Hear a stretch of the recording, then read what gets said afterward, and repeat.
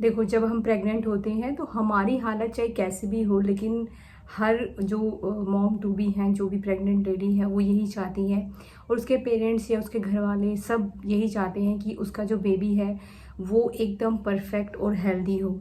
लेकिन ना चाहते हुए भी ना कभी कभी हमारे साथ कुछ ऐसी चीज़ें हो जाती हैं, और वो जब चीज़ें फर्स्ट टाइम होती हैं तो बहुत ही ज़्यादा जो है वो कॉम्प्लिकेशंस हो जाती हैं। हमें मेंटली, फिजिकली बहुत सारी चीज़ों से जो है वो गुजरना पड़ता है। और ऐसा ही कुछ मेरे साथ हुआ था जब मेरी फर्स्ट प्रेगनेंसी हुई थी। उसके बारे में मैं आप लोगों के साथ में थोड़ी बहुत चीज़ें पहले भी शेयर कर चुकी हूँ, और वो काफ़ी टाइम पहले की बात हो गई है, लेकिन फिर भी उसके ऊपर बहुत सारे जो है वो क्वेश्चन पूछे जा रहे हैं। तो उनकी हेल्प के पर्पज़ से मैं जो है ये वीडियो मैं बना रही हूँ। और मैंने शेयर किया था कि जो मेरी फर्स्ट प्रेगनेंसी थी वो हाई रिस्क प्रेगनेंसी थी, उसके बारे में ही जो मैं आज बात करने वाली हूँ।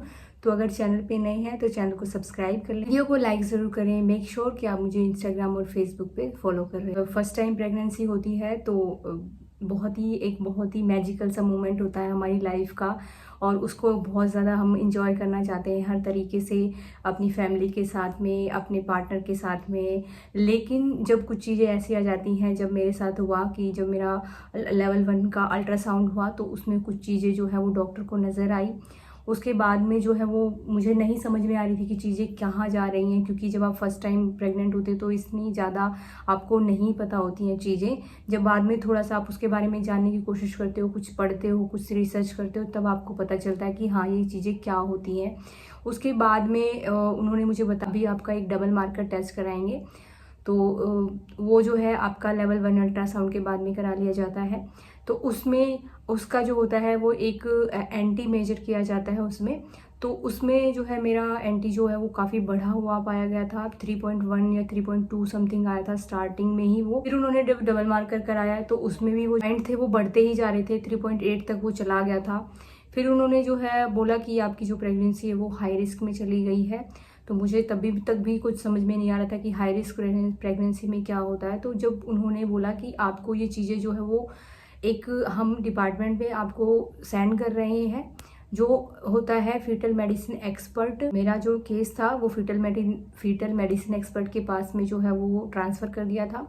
अब वो क्या करते हैं कि उस लेवल पे जब आपका मतलब डबल मार्कर हो चुका होता है तो आपका लगभग जो है 15-16वां हफ्ता ऑलरेडी चल रहा होता है, तो वो अपने तरीके से एक जो है एंटी स्कैन दोबारा से करते हैं। बहुत अच्छा खासा एक स्कैन किया जाता है, आउटर तरीके से भी, इंटरनली भी स्कैन किया जाता है। काफ़ी लंबा प्रोसेस चलता है वो, और उसमें वो हर तरीके से जो है स्कैन करके बच्चे की पोजीशन सब कुछ उसका देखते हैं। तो उसके बाद उन्होंने मुझे समझाया कि जो आपकी प्रेगनेंसी है उसमें जो आपका जो एंटी जो मेजर किया जा रहा है उसका मतलब ये है कि आपका जो बेबी है उसमें एबनॉर्मलिटीज़ होने के चांसेस हैं। बट अभी जो हम चीज़ें कर रहे हैं उससे हम बहुत ज़्यादा श्योरिटी से नहीं कह सकते हैं, लेकिन वो चांस है, ये हमें पता है।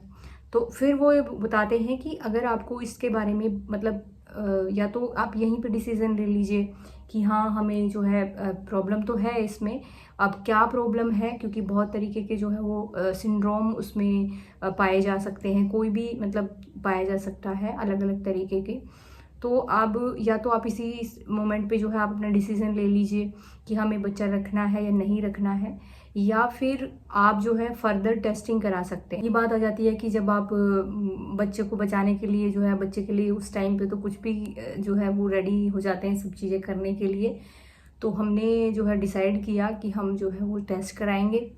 तो उसके बाद में काफ़ी 2-3 जो गायनेकोलॉजिस्ट थे उनसे मैंने फिर से बात करी, उनको सब सारी रिपोर्ट्स दिखाई, तो उन्होंने भी यही सजेस्ट किया कि आप जो है वो फर्दर अगर आपको करना ही है तो आप फर्दर जो है वो टेस्टिंग करा लीजिए।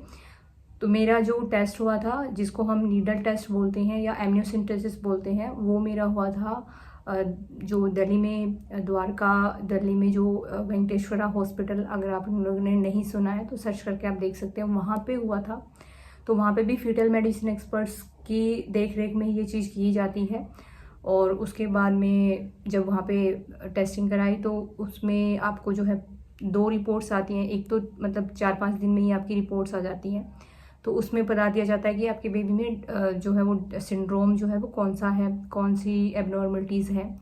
तो जब मेरी 4-5 दिन में ही रिपोर्ट्स आ गई थी, तो अगर आप मतलब ऐसे जानना चाहते हैं कि टेस्ट किस तरीके से किया जाता है, क्या पेन होता है कुछ, वो अगर आप जानना चाहते हैं तो उसके लिए मैं अलग से आप लोगों को बता दूँगी।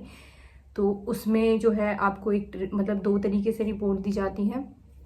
एक जो है वो बहुत जल्दी रिपोर्ट मिल जाती है आपको, जिसमें आपको बता दिया जाता है कि हाँ इसमें प्रॉब्लम है इस बेबी में, और फिर एक 14-15 दिन पे एक रिपोर्ट आती है जिसमें कि डिटेल एनालिसिस होता है। उसमें पूरा प्रॉपर बताया जाता है कि किस तरीके से कौन कौन सी चीज़ें हैं जिसकी मतलब जो बच्चे में दिखाई दे रही हैं। तो मेरे जो रिपोर्ट्स आई थी उसमें दिखाया गया था कि मेरे बेबी में जो है वो डाउन सिंड्रोम है। उस बेसिस पे जो है अब डॉक्टर जो है वो आपके ऊपर छोड़ देते हैं कि आप उस बेबी को जो है वो फर्दर कैरी करना चाहते हैं या नहीं करना चाहते, लेकिन डॉक्टर आपको उस टाइम पे समझाते भी हैं। तो उस टाइम पे जो है हम बहुत ज़्यादा इमोशनली ऐसे हो जाते हैं कि हाँ बहुत समझ में नहीं आता है चीज़ें, लेकिन जब डॉक्टर आपको समझाता है तो आप लोगों को समझ में आ जाएंगी चीज़ें। और मेरा पर्पज़ सिर्फ आप लोगों को समझाने का है कि देखो डिसीज़न आपका है, आपके पार्टनर का है। सिर्फ मैं यही कहूँगी आप लोगों को कि अगर डिसीज़न लेना है तो दोनों लोग मिलके लेना। अगर फैमिली इन्वॉल्वमेंट होगा, ऐसा मैं ये नहीं कह रही कि सबकी फैमिली जो है ऐसा कुछ सजेशन देंगी या जो भी है, लेकिन आपको ये सोच के डिसीज़न लेना है कि आगे आने वाली लाइफ में अगर आप उस बेबी को लाते हैं, आपकी मर्जी है, नहीं लाते वो भी आपकी मर्जी है, क्योंकि पूरा डिसीजन जो है वो मदर के ऊपर होता है, फादर के ऊपर होता है। तो उसको फेस करने के लिए आपको लाइफ अपनी देखनी है कि आप किस तरीके से उसको कैरी कर सकते हैं या नहीं कर सकते हैं। डॉक्टर ने मुझे समझाया था कि देखो अगर आप इस बेबी को इसमें इतनी ज़्यादा प्रॉब्लम है कि अगर आप उसको लेके आते हो दुनिया में, तो एक बंदे की, एक आप में से एक की लाइफ जो है वो 24 आवर्स उसके पास में होने ही चाहिए। 24 आवर्स का मतलब आप समझते हो कि दिन रात आपको अटेंटिवली उसके साथ पूरे लाइफ टाइम तक जो है वो चलना पड़ेगा, ठीक है।